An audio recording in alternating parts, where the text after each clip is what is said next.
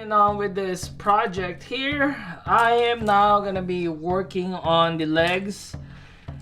Judging from this pictures right here, it doesn't seem like there's gonna be a lot of parts on them, so it might not be as head scratching when it comes to determining which color I'm gonna use on each part of the kit. Then again, I might be wrong, but we'll see. But there's definitely still a lot of parts, but not as crazy as the lower torso of the kit. Then again, I could be wrong. I'm really looking forward to actually doing the foot right here because it looks very cool. I don't know if anybody could see this, but it looks like a jester's foot right there. It's all pointy in the end and stuff. So I'll be right back. I'm just gonna go clip the parts out of the runners and also gonna be cleaning them up, sanding them off, and what else, maybe seam line removals. If there's anything that's obvious, I'm gonna be doing that too. So I'm gonna skip all that for the sake of the video so that people don't get bored, and then we'll go from there. We're gonna go through painting and all that kind of crap. Alright, be right back. Currently just kind of eyeing my way into building this kit, looking for a like seam lines and stuff. Let me zoom in a little bit more here. That might show up on the build. I'm gonna show you guys a couple of examples why I take a lot of shortcuts when it comes to cleaning my kits and stuff like that, because time is time is very important. It's money, and you don't want to waste your time if it's something that you don't need to.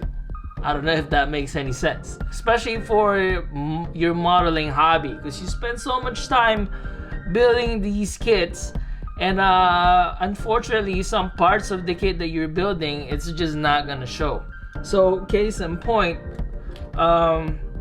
this is the upper part of the leg for this build, and there are gonna be seam lines that's gonna be showing up on the build, like right there. This is the back part of that upper leg, the thighs, is that what the word is? And right there, so you're gonna see seam lines right there, right? Also right here, this right over here is not really a seam line. What it is there's gonna be a gap there because that's just the way the armor is made in the manga or the comic book or whatever you want to call it.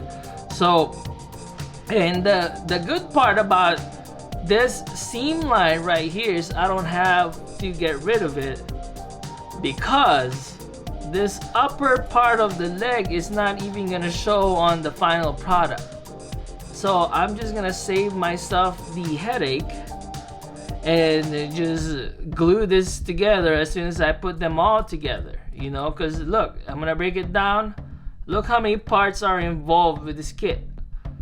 Freaking like 5 parts right there, and it's gonna get complicated if you try to remove the seam lines right there just to fit this inner parts of the leg right there. It's just not worth your headache, Now, with talking the opposite of that, this part right here is the heel of the foot for the kit, and this part right here is gonna show when this part right here is gonna show up on the finished product. So I have to get rid of this seam line right here when I do it.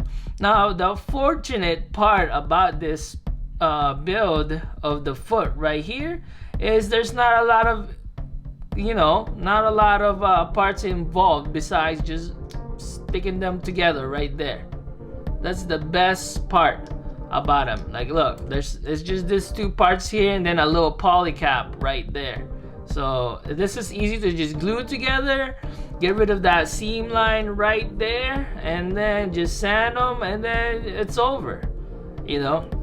So stuff like this, you're gonna have to make a decision when you're building your kits, especially when you're getting into the more hardcore type of building your kits, meaning, you know, removing your seam lines, scribing, sanding, and all that stuff. You know, it's as nice as it is to just sand everything and get rid of all the seam lines that you can see. It's just, to me, that's just not productive when you're building your kit, because some of those parts are not gonna show up anyways, you know. So yeah, so that's just one of the shortcuts that this is one of the reasons I take a lot of shortcuts on my build. But those shortcuts are like, you know, it's warranted to take those shortcuts. The sanding freaking shortcut that I take, which I just use the 600 sand grit. You know, some people might agree, some people might not agree. You know, it's just my preference. To me, I get the same results when I sand it from 600 to 1000 sand grit. Yeah, some people might argue, you know, I'm not.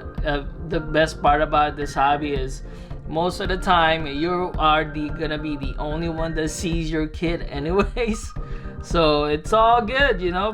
Not unless you're gonna compete. I guess you can get hardcore if you're gonna compete in those build-offs and stuff in person and all that good things that involves that kind of competition. But yeah, so I just wanted to show you guys and show some example about why I take my shortcuts, you know, and I hope this kind of help you guys or kind of educate anybody there that's getting into more the customizing part of the building of their model kits. Alright, be right back. I'm gonna just finish this off. I'm just still sanding right now, and then I'm gonna go through part separating when it comes to the painting. And I hope, like I said, I picked the right paint scheme or paint placement for it to work out overall. Alright, see ya. Alright, so I've always told myself, at least whispered to myself, that I should kind of give some kind of tutorial to give some people some kind of benefit of why they should watch my channel, especially this little episodic build that I'm doing right now for this 5-star story kit. So you know what, might as well. So what I want to talk about is my painting process. Now, I'm not an expert. I've never claimed anything that I'm an expert in when it comes to customizing your gunpla. But what I want to say is I've done this a couple of times now to where I kind of know what I'm talking about. Just a tiny bit. I might know what I'm talking about. So, here it goes. My painting process. First step, prime your kits. Why do you prime your kit? It's because you need your paint to have some kind of grip to hold on to the plastic, and that's what priming does for you. Your paint needs your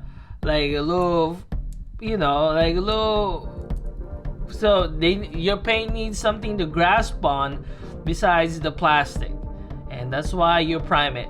And that also, and with that said, that means that you are gonna be, the likelihood of you chipping your paint out of your plastic is pretty low once you prime your kit. Alright, that's why, that's why I prime my kits. And that's the first step I always do when I'm painting my kits. Priming. Easy, right? Okay, next step. Now you get to paint your kit. After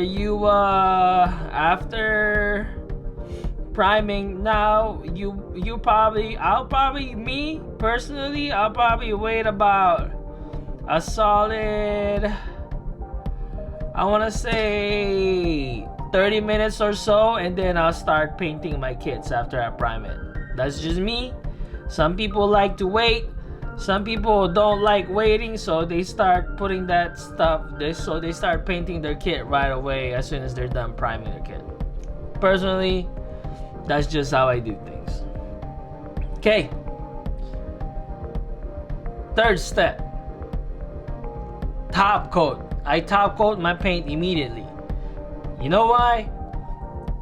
Well, to be more specific, I top coat my kit immediately with gloss coat, like with a glossy type top coat. Why do I do that? It's because for my personal experience, when I top coat with a gloss coat, I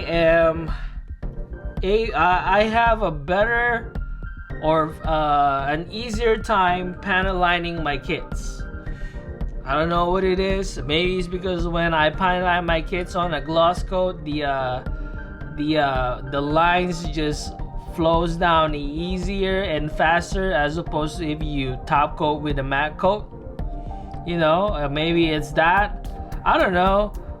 Somebody tell me, some Gunpla expert that watches my videos, somebody let me know. But that's just me personally. I top coat with a gloss coat after I paint, because it's easier for me to do panel lining with a gloss coat, because I guess it's slippery. That's why it's easier to panel line on a gloss coat. And then after that, after I'm done panel lining, once I top coated, now I get to pick if I'm gonna leave a matte finish or a glossy finish on my kit.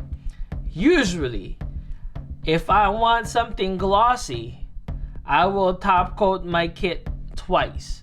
So notice I said I top coat my kit to panel line my kit.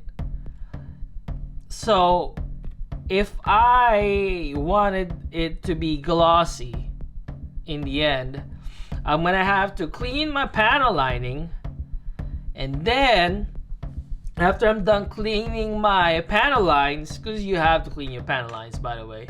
After you do your panel lining on your kit, clean the lines, because it's gonna look so dirty. You don't want that, unless you're into weathering. Then I don't know what to tell you. But yeah, so after you're done cleaning your panel lines, you top coat again with another gloss coat. That's just me, because it'll end up sealing that panel lines that you do, and reinforcing the painting that you've done. So it's gonna be hard for the paint to get scratched up in the end. That's what I do. And then now, if you want a matte coat finish, you can just top coat again with a matte finish, and then what's gonna happen with that gloss coat is it's gonna change to a matte coat, and that's how you do it. Easy. Don't be scared of top coating your kit with a matte coat after you already used a gloss coat on top of it. It's not a big deal. So like I said, let me say that again. What I do is I prime my kit, and then I paint my kit, and then I gloss coat it, and then I panel line it, and then the final freaking step is either I gloss coat again for a glossier finish, or I do a matte coat on top of the gloss coat to have a matte coat finish. There you go. That's my step, without factoring in the scribing and the detailing and all that stuff. We're just basically going through my steps of how to, like, what I do to paint my kits. Alright, so I'll be right back.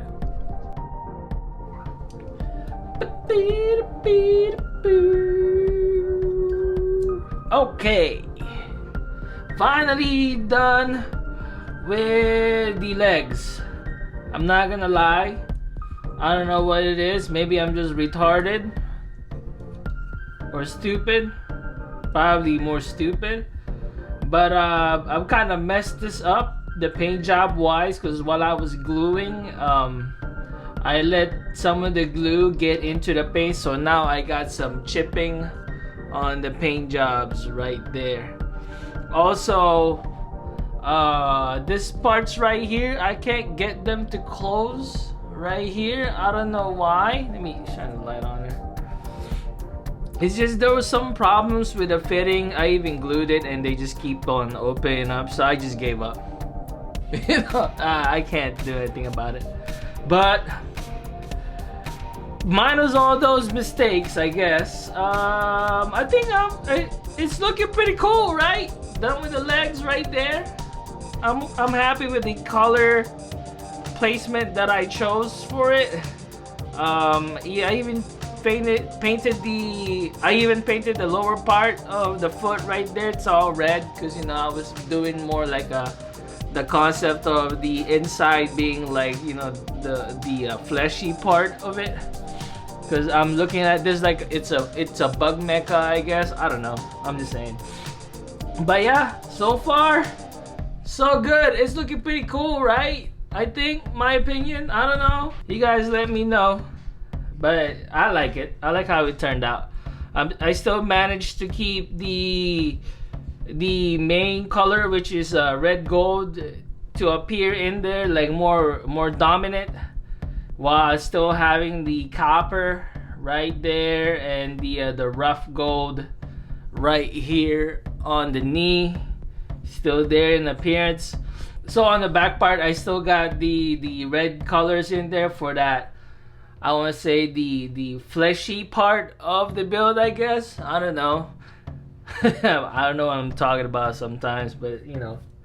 But that's the concept I'm trying to build on with this build, at least. Because as you can see, you got the head there with the red part, and then the back part right there, and then you got the I don't know if you can see it right there, the spine, the back right there too. That's also red, and then on the legs too, you know.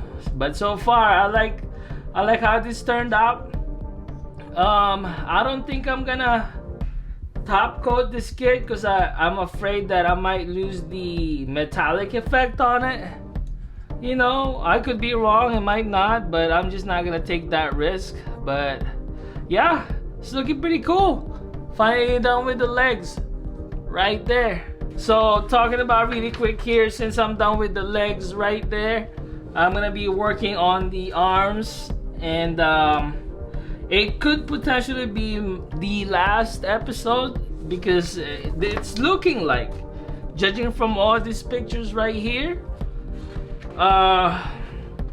it looks like I can't build them in one piece at a time, meaning I have to build the arms and the shoulders at the same time instead of just having it built, you know, one at a time. I mean, I hope I'm wrong, but you know, we'll see. Weapons wise, I'm just gonna do the weapons like last while, and then I'll just upload like a quick video montage for the kit, like I always do. You know what I'm saying? Majority of the time, at least.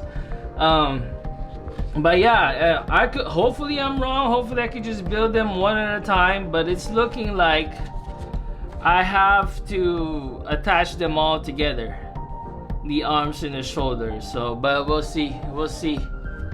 Hopefully not. But yeah, so next episode will be the arms, and then I think that's it. I will finally be done with this build, and then gonna be moving on with the next build that I'm gonna tackle, which I still don't know yet. I really should work on my Shinmusha, but I still don't have the I still don't want to. I just don't feel like it. But yeah, alright, so thank you for watching. Subscribe if you like, and everybody stay safe. Bye. Hopefully you guys are enjoying this series so far, the very few of you that's watching it. Peace.